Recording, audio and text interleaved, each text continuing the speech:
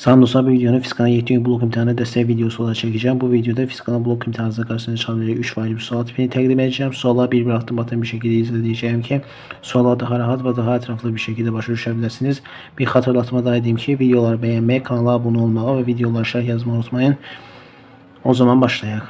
Birinci sualdan ikinci sualdan başlayaq. Eyni materialda ona görə şəkildəki imtihan hazırlıqdadır. Birinci külənin kütləsi 1 kilogram olarsa, Diyanete gəlmə qüvvəsini hesablayın. İlgin çəkisi nəzərə alınmış. Elə bərabər 10 Newton bölünsün kilogram. Biz ilk önce baxırıq buradan birinci küləyə. Birinci külənin radiusu E1 bərabər E, ikinci külənin radiusu isə E2 bərabər 2'dir. İlk önce ben burada külələrkən kütlə üstünü yazıram. M bərabərdir rho V'yə, yazıram rho V. O da bərabərdir. Külələrkən həcm üstü nədir? 3/4 pi kubu. Yazıram yine 3/4 pi'nin kubu. Pi'nin kubu. Buradan baxıram bir kütlə radiusu kubik asıdır. Yəni kısaca nə deyirəm? E bölü E'de E2 bölü 2 şeydi. E'den 2'ye 2 defa artıp. Onda belki 2 defa artıpsa ve kütlede radyusun kubik ası olduğuna göre radyus 2 defa artırsa kütlede 8 defa artmış olacak. Yani 2'nin kubu defa artır. Onda deməli burası m'dirsə, yani yazıram bura. Bura m'dirsə, burası olacaq neçə 8'e. Bunu buradan bilirik. Birinci kütlənin kütləsini bizə verir M1 bölü 1 kilogram. Yani buraya yazıram 1. Eğer bura bölüşürsə burası olur 8'e, yani 8. Bunu buradan təyin etmiş olduq. İndi M1 bölü 1 kilogram kütle cismin ağırlıq qüvvəsi nə qədərdir? 10 Newton. Aşağı doğru 10 Newton. Demək 80 kilogram kütle cismin təsirin ağırlıq qüvvəsi nə qədərdir? 80 Newton. Demək aşağıda yazıram 80 Newton. Bunları tapdıq. İndi bizə burada nə soruşur? T gəlmə qüvvəsi. İndi biz buradan momentlər qaydasını istifadə edirik. Yəni cismi saat təqribən əksi istiqamətə fırladan qüvvələr moment dəyəcəmi cismi saat təqribən istiqamətə fırladan qüvvələr moment dəyəcəminə bərabər olmalıdır. Yəni qısaca nədir? Cismi saat təqribən istiqamətə fırladan qüvvə hansıdır? Bir dənə 80 Newtonluq qüvvədir. Yazıram 80 vurulsun. 80 qolu nə qədərdir? L qədər.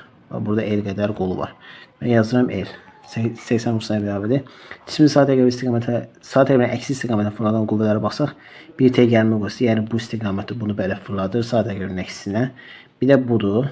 Yəni bu da saat təqribən əksinə fırlatmış olur. Onda bəlkə ki, burada yazıram T gəlmə qüvvəsi, yəni T vurulsun. Bunun qolu nə qədərdir burada? E bölü 2. Yəni yeni yazılan E bölü 2'yi. E bölünsün 2 plus.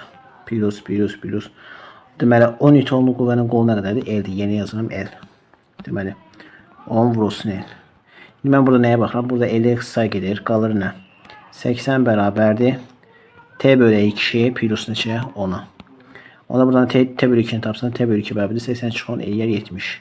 Onda T nəyə bərabər olacaq? T bərabər olacaq 140 Newton'a. Yani cevabımız olacaq burada 140 Newton. 140 Newton yani C variantı. Bunu bir daha tekrar izah etmiş olsaq. Biz ilk önce buradaki M bərabərdir rho V, yani işlədir. Rho bura işlədir pi kubu.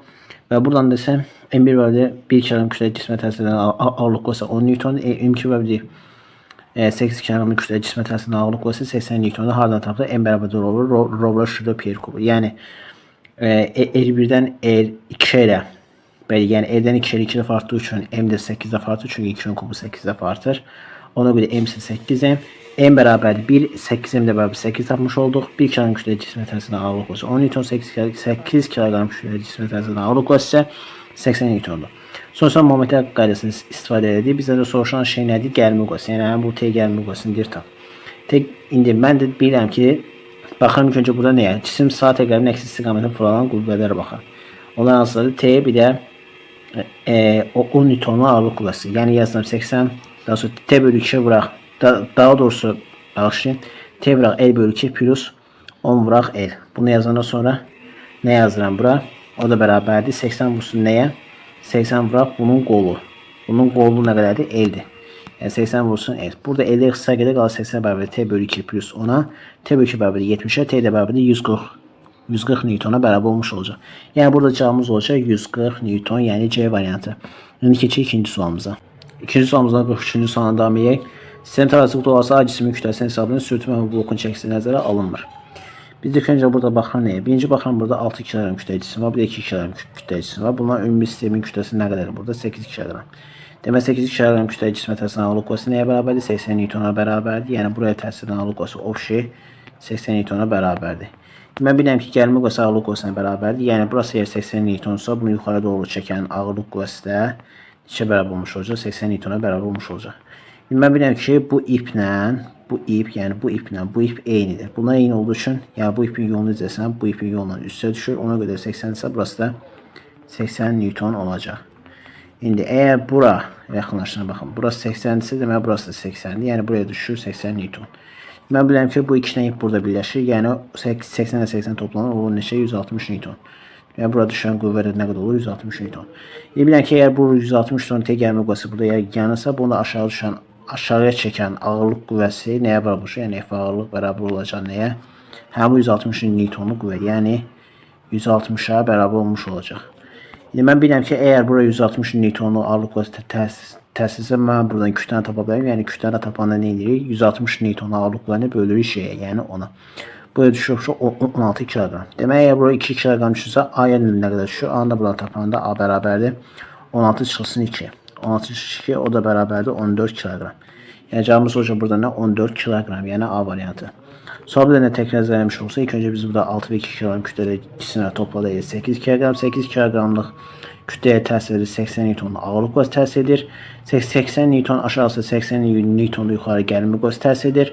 Bu iplərin yolunu izləmiş olduq. Görürük ki, bu iplər ikisi eyni olduğu üçün və tərpənməz blok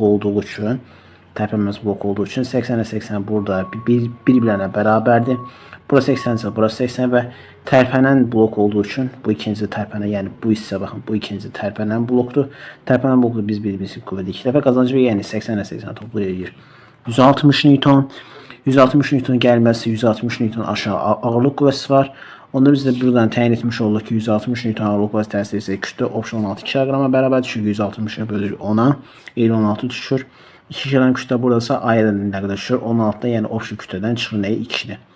16-dan 2-ni çıxanda bu bizə verir 14 kiloqram, yəni cavabımız olacaq 14 kiloqram, yəni A variantı. İndi keçək növbəti sualımıza. İndi 3-cü sualımıza davam edelim. Yəni 50-ci sualına davam edelim. Birinci çubuq iplərdən asılmışdır. İplərin gəlmə qüvvələrinin T1-in T2 olan nisbətini hesablayın. Demək bu birinci çubuqdur. İlk öncə baxın bu birinci çubuq neçə bölgədən ibarətdir? 1, 2, 3, 4, 5, 6. Yəni 6 dənə bölgədən ibarətdir. Deməli 6 dənə bölgədən ibarətsə mən bunu dayağını tapmaq üçün 6 dənə bölgəni böləm 2-yə. Yəni yarısına böləm. Bu da bizə düşür 3 bölgə. Deməli dayaq 3-cü bölgədə yerləşir. Dayağı buradan tapdım. İndi T1 gəlmə qüvvəsi. İndi buradan momentə qaydasını istifadə edirəm. Yəni baxıram burada nəyə? Deməli T1 gəlmə qüvvəsi, yəni T1 vuraq. T1 gəlmə qüvvəsinin dayaqda olan qolu nə qədərdir? 1. Yəni yeni yazılan 1 bərabərdir. T2 gəlmə qüvvəsi budur. T2 gəlmə qüvvəsi dayaqda olan qolu nə qədərdir? 1, 2. Yəni 2 damadır. Onu yazıram yeni 2. Onda buradan T1 bərabər neçə tapmış olam? 2 T2. Bizdən də nəyi soruşur burada? T1-in T2 olan nisbəti. Yəni T1 bölək T2. T1 bölək T2 bərabər nəyə? T1 T2 bölündə bizə neçə verir? 2. Deməli cavabımız olacaq neçə? 2, yəni C variantı. Bir dənə təkrar izah etmiş olsa biz ilk öncə burada dayağı tapırıq. Dayağı tapanda nə edirik? Ümumi bölgənin sayını hesablayırıq. Ümumi bölgənin sayı 6-dır. 6-nı bölü 2 edir 3. Deməli dayaq 3-cü bölgədə yerləşir. Bunu tapdıq. İndi buradan momentlər qaydasını istifadə edir. Yəni qüvvələr vurulsun onların deməli qollarının hasili. Yəni gəlmə qüvvəsi T1 isə T1-in qolu nə qədər idi? 1-dir, yeni yazın. 1 T2 gəlmə qüvvəsi vurulsun onun qolu. Yəni qol dayaqda olan məsafə, yəni 2. T1 vursun 1 bölü T2 vursun 2 və buradan da T1 bölü 2 T2. T1-in T2 onun nisbəti bizə 2 verir. Bizə də burada T1-in T2-nin nisbətini soruştursun. Biz burada 2 tapdıq və cavabına yeni yazılı 2. Yəni C variantı olmuş olur. Belki de bu videonun Fiskal'ın 7 gün blok imtihanında dəstək videosu olaraq çəkdim. Bu videoda Fiskal'ın blok imtihanınızda qarşınıza çıxa biləcək 3 vacib sual tipini təqdim etdim. Ümid edirəm ki, bu videolar sizə çox faydalı oldu. Əgər belə videolarla davam edirsinizsə, video bəyənməyi, kanala abunə olmağı və videolar şərh yazmağı unutmayın. Sizi çox sevirəm. Növbəti videolarda görüşənədək sağ olun, salamatçılıqla qalın.